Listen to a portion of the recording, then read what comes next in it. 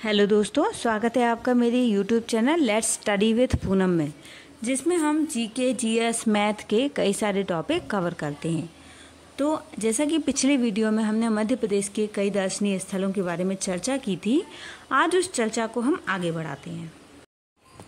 अब हम पढ़ते हैं भीमबेटका के बारे में। विंध्य पर्वत श्रृंखलाओं की उत्तरी छोर से घिरा हुआ भीमबेटका भोपाल से 40 किलोमीटर दूर दक्षिण दिशा की ओर स्थित है।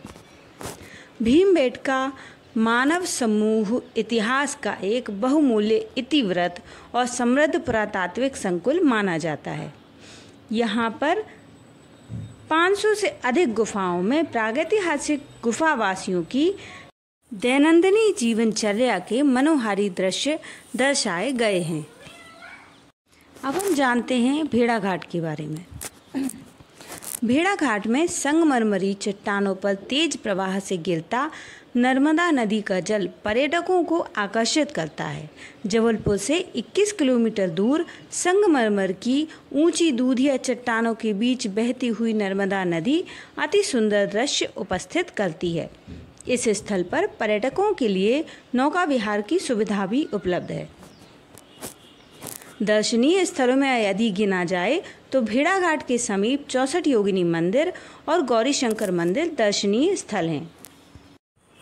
प्राचीन काल में तपस्या और शांति का स्थल चित्रकूट ब्रह्मा विष्णु महेश के बाल अवतार का स्थान माना जाता है। वनवास के समय भगवान राम, सीता, लक्ष्मण, महर्षि अत्रि और सती अनसुईया के अतिथि बनकर यहाँ रहे थे। प्राकृतिक सुषमा के बीच चित्रकूट में पर्यटक मानसिक शांति प्राप्त करते हैं। दर्शनीय स्थलों में गिना जाए तो रामघाट में मंदाकिनी नदी के तट पर स्थित घाटों की कतारें हैं। कामदगिरी, जानकी कुंड, सती अनसुईया, स्फटिक शिला, गुप्त गोदावरी, हनुमान धारा, भरतकूप आदि प्रमुख दर्शनीय स्थल हैं। भारत की 7 प्रमुख नदियों में से अनुपम नर्मदा का उद्गम स्थल अमरकंटक प्रसिद्ध तीर्थ एवं नयनाभिराम पर्यटन स्थल है। मध्य प्रदेश के अनूपपुर जिले की पुष्पराजगढ़ तहसील के दक्षिण पूर्वी भाग में मैकल पर्वत श्रृंखलाओं में स्थित अमरकंटक भारत के पवित्र स्थलों में गिना जाता है। नर्मदा और सोन नदियों का यह उद्गम आदिकाल से ऋषि मुनियों की तपोभूमि रहा है। नर्मदा का उद्गम यहाँ एक कुंड से हुआ है और सोनभद्रा का पर्वत शिखर से हुआ है। अमरकंटक के मंदिर, जिनकी संख्या 24 है, कपलधारा जलप्रपात, सोनमुंग, माइकी बगिया, कवीरा चौरा, भृगु कमंडल और पुष्कर बांध देखने योग्य है। घाटी में बसे अमरकंटक ग्राम में भव्य शिखरों वाले मंदिर और कई धर्मशालाएं हैं। अब हम चर्चा करते हैं ग्वालियर शहर के बारे में। ग्वालियर राज्य की यह पुरातन राजधानी आज भी अपने प्राचीन वैभव की कहानी कह रही है।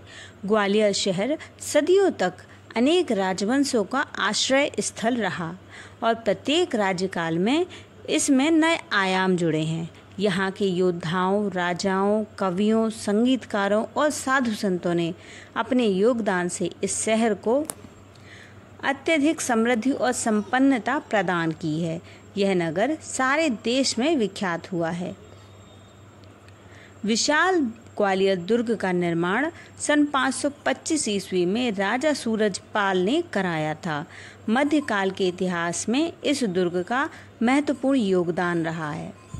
दर्शनीय स्थलों की यदि बात करें तो ग्वालियर दुर्ग बलुआ पत्थर की सीधी चट्टानों पर खड़ा हुआ समूचे शहर की दृष्टि से ऊंचे आसन पर विराजमान है। गुजरी महल, राजा मानसिंह तोमर ने गुजर रानी मृगनयनी के प्रेम में यह महल बनवाया था। मान मंदिर, सूरज कुंड, तेली का मंदिर, सास बहू का मंदिर, जयविलास महल, रानी लक्ष्मीबाई की अश्वारोही मूर्ति, संग्रहालय, तानसेन की समाधि, गौस मोहम्मद का मकबरा, कला वीथिका, नगर पालिका संग्रहालय, चिड़ियाघर, गुरुद्वारा, सूर्य मंदिर आदि दर्शनीय स्थल हैं और यहाँ प्रतिवर्ष व्यापार मेला का आयोजन भी किया जाता है।